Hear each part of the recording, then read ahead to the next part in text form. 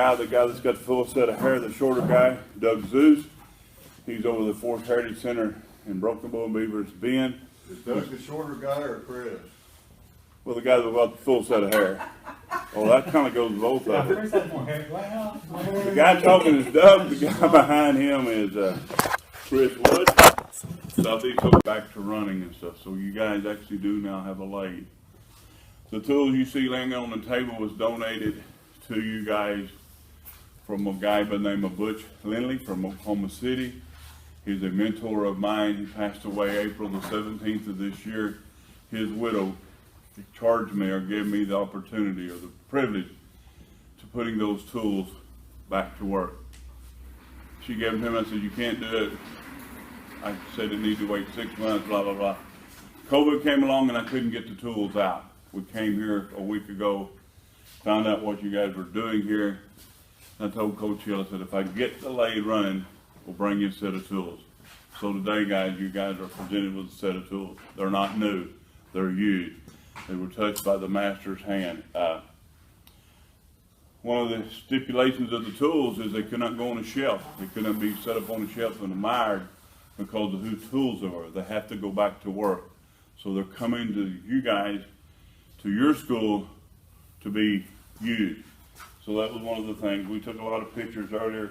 I have a bio here of Butch. I'm taking up time, I don't mean to. I'm sorry, I should have my ducks run. Tell you what kind of guy he was. He was born in 1947, Marlow, Oklahoma, graduated from high school in 1966, graduated from college in 1971 with a bachelor's degree. He entered the workforce as a framer, carpenter. He was a cabinet maker, furniture maker, built wheels for wagon wheels or wooden wheels, demonstrated tools for Sears Company. Some of the tools you see will be Sears. He taught as educational woodworkers teacher at the Votech in Oklahoma City. He started a furniture business. Now here's the cool part.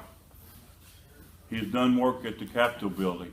So if you go in the Capitol building, some of his work, he worked at the University of Oklahoma in Norman, Southeastern Oklahoma at Stillwater.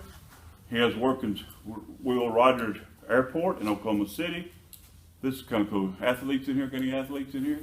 He done some work, his work as at the Softball Hall of Fame in Oklahoma City. So if you go there, you might see some many motels, homes, and hospitals. So that's the guy that these tools belong.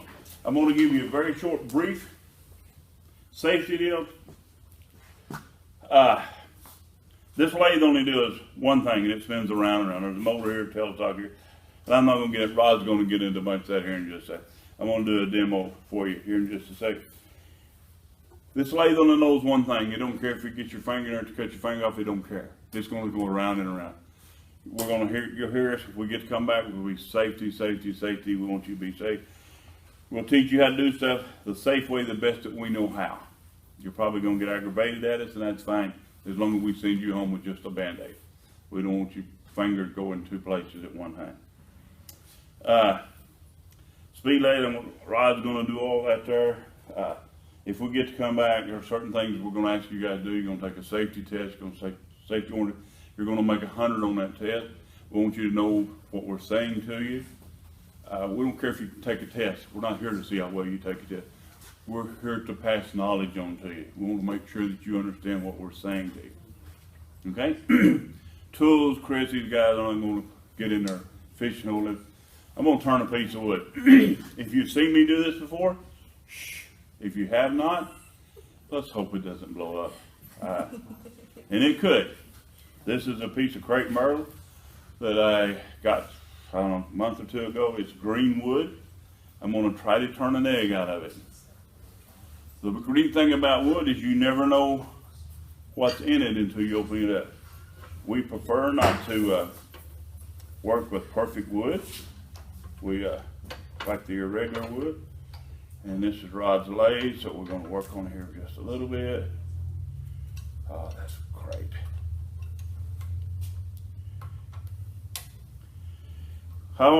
Always turn your piece 360 degrees before you turn the lathe on. Make sure it's mounted good and solid. Keep the tailstock up as long as you can. Make sure your lathes on minimum speed, stand to the side before you start it. We always ask that you wear a face shield. You will see us turn sometimes without one. Hopefully we're doing it when it's safe, but in the beginning, you always should wear a face shield. Always start out at slow speed.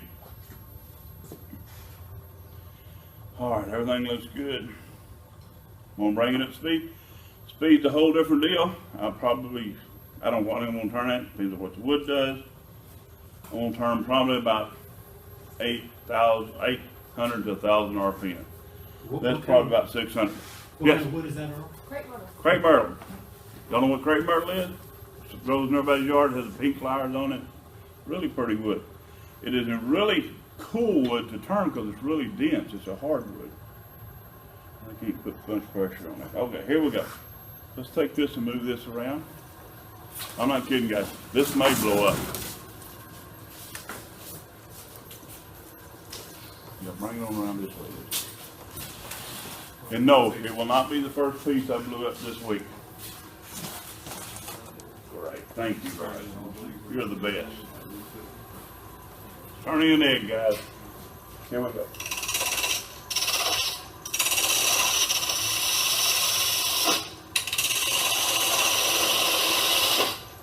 One thing I forgot to do. Always lay your work out. Have an idea of what you're going to do before you ever start. I'm going to mark on his tool rest. If y'all remind me here in a minute, I'll explain what I'm doing there. Reason why that's important. Here we go.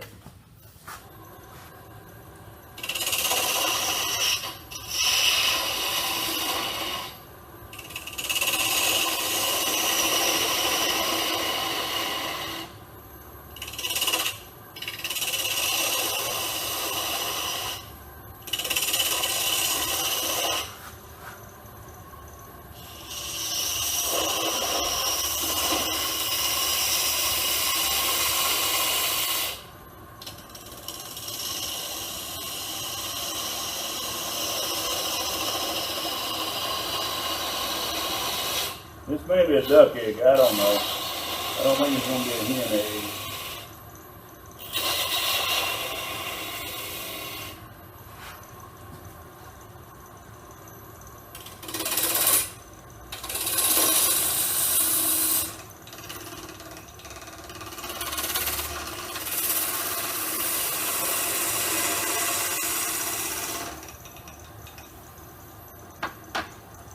Y'all hear that clicking? I'm deaf and I heard it, so I know y'all did.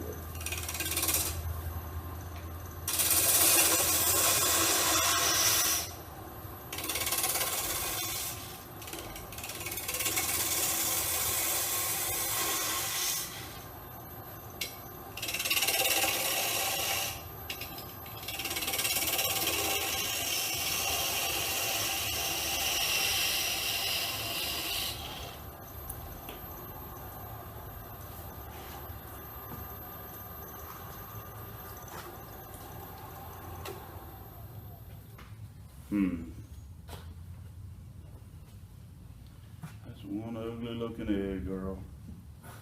I ever tell you, we're always interested in what's inside the wood, not necessarily the wood. Rod will talk a little bit about that here in a minute. Only knows how to do one thing, and that's just turn stuff around and around.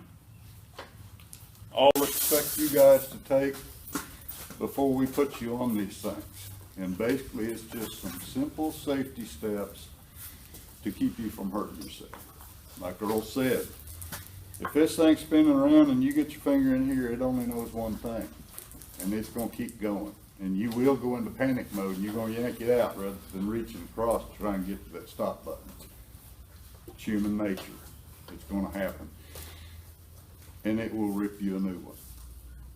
And I mean, if it doesn't, you know, it's going to pinch something, you're going to wish it hadn't pinched it. So you'll be from there. But the basic parts of the lathe are going to be your headstock, and that's your driving part of the deal. You're going to have a chuck, you're going to have drive spur. There's different kind of drive spurs. This one here has a safety spur, and we'll probably get you all safety spurs. But some of the stuff just a regular drive spur, when you crank it down in there,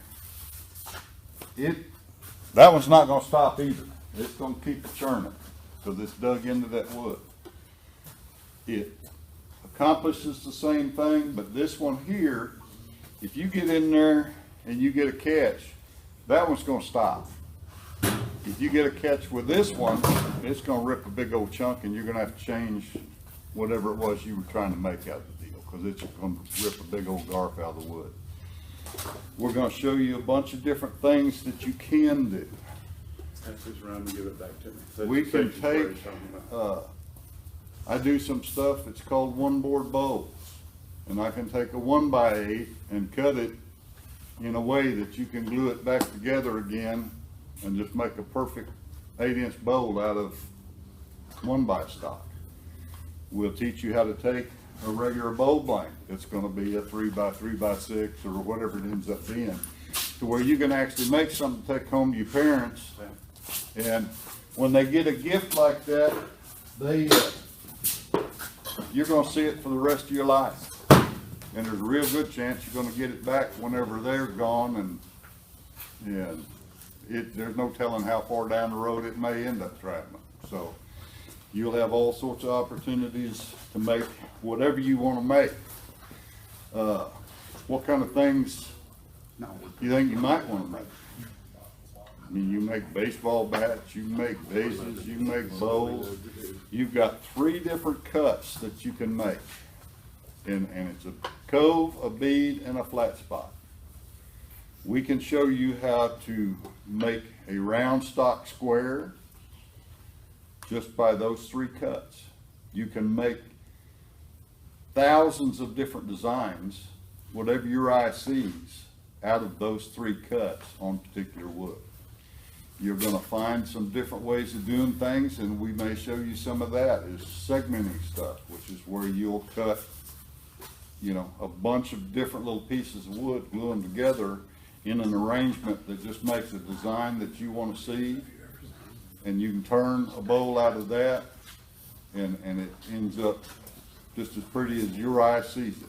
So you can do anything you want to with it. Just because you can make 3 cuts and it's spinning in a circle doesn't mean it has to be round. It can be oblong. You can adjust. They do a thing called offset turning, which is where you adjust the axis that wood's turning in the spindle, to where it'll be turned on this side, and then you have it 180 degrees. However you want to turn it on that axis, you can change the design of a straight piece of wood into anything you want it to be. The other end of the lathe is tailstock, which is your pressure end. You have a live spur that goes in there, it just spins around with the wood. And that just keeps it completely safe, pinned between these 2, the chuck or the drive spur, and it just keeps it solid, just like Earl had it put up there to start with. Adjustable speeds, you want to make sure, like you said, you get out of the way when you first start it turning, then you can adjust your speed however fast or slow you want to go.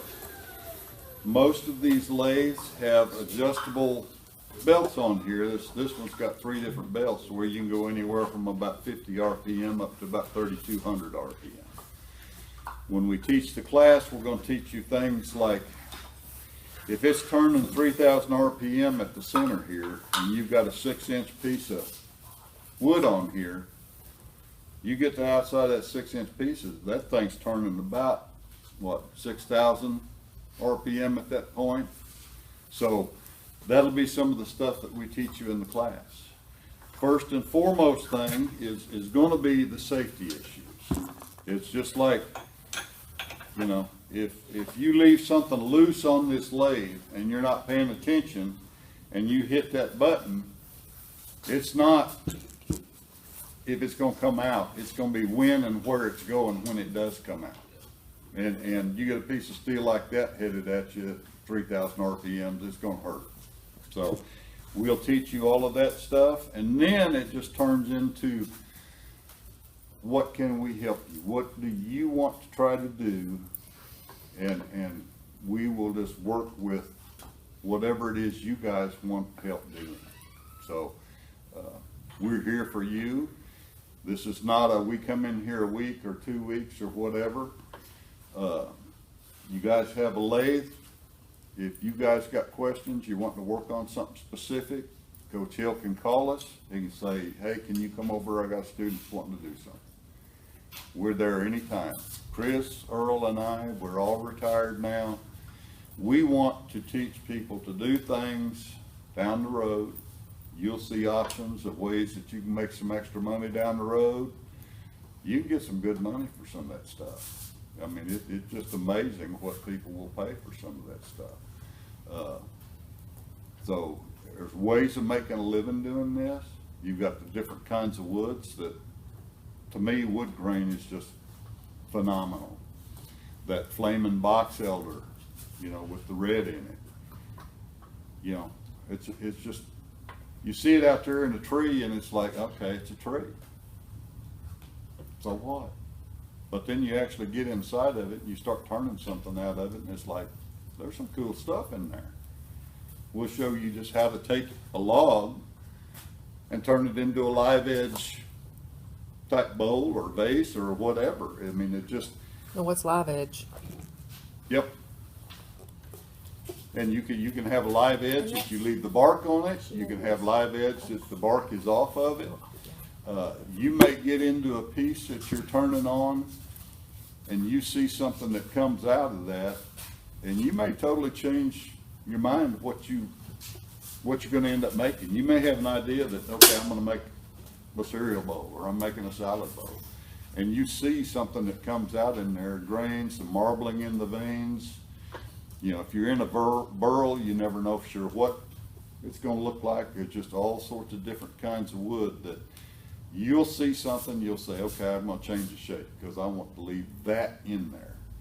Because when you finish it up, it just turns into something that it's special because you did it. You saw it, you made it what it is. And that's the whole deal. Nature gives us the wood, but we can change the shape to make it whatever we see and whatever we think is going to be artistic and pretty the way we want to see it. And then hopefully we can come back in here and get you guys working on some lathes, and we've got some demo lathes that we bring, and we've worked in the Broken Bow School District for several years. I just got started about 3 years ago. But it is it's pretty amazing what you can end up doing with it. And you guys think about what you might want to do, and we're here to help you in any way we can, and anytime. So at that, I'll leave it at that. I'll let Chris come up and kind of go from there. One thing we're going to talk about, each and every one of us, each and every time we come up with safety. Our main goal in teaching you how to do this is not what you get out of the lathe, but if you can do it, keep from getting hurt. Okay? And everybody's brought up something about one of the safety rules, and I'm going to just give you a couple of them. Just one thing to remember, and the first thing you want to make sure that you do when you present your tool to the piece, you want to hear that first. Support the tool on the tool rest, and then address the piece of wood. Why? Because if you've got it up here and hit the wood first, it's going to jerk it down. You might pinch your finger, or you might break your tool. You might break your piece. Remember that one. These are all some of the things that will be on the test, and you'll get to hear them and hear them and hear them. This is another thing. When you first start rounding a piece up, you're going to swing stuff everywhere. And it's better to bounce off of this than bounce off of this. My nose has been broken too many times already. You don't need it again.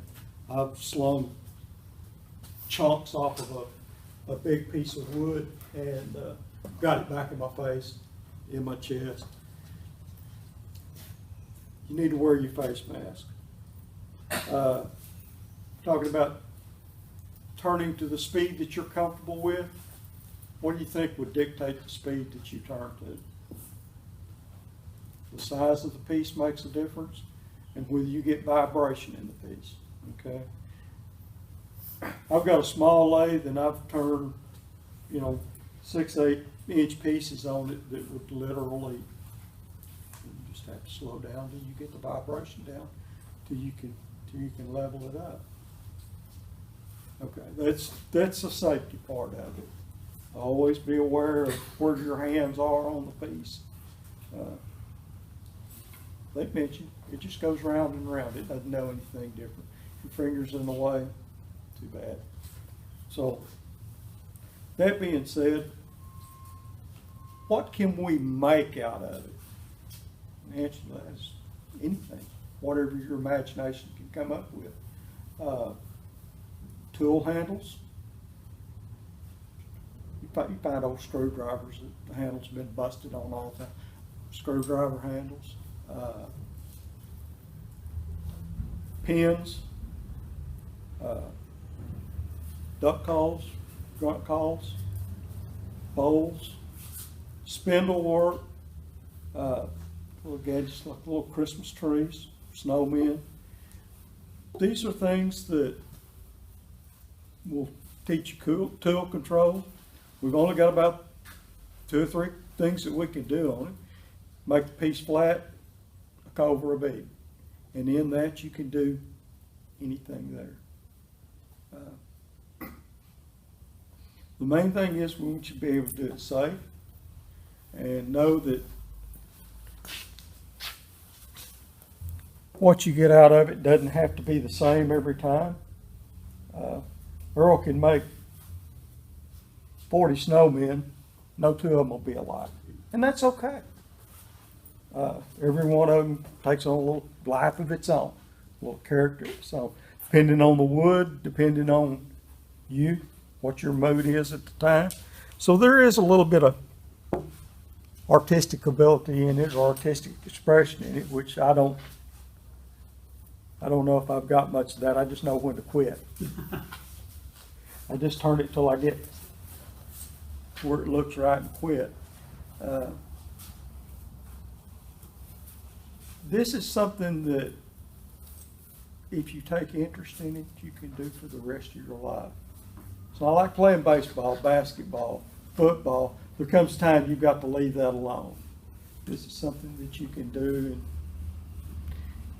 for a long time. There is another reason that we like to pass this stuff on. We're all getting older.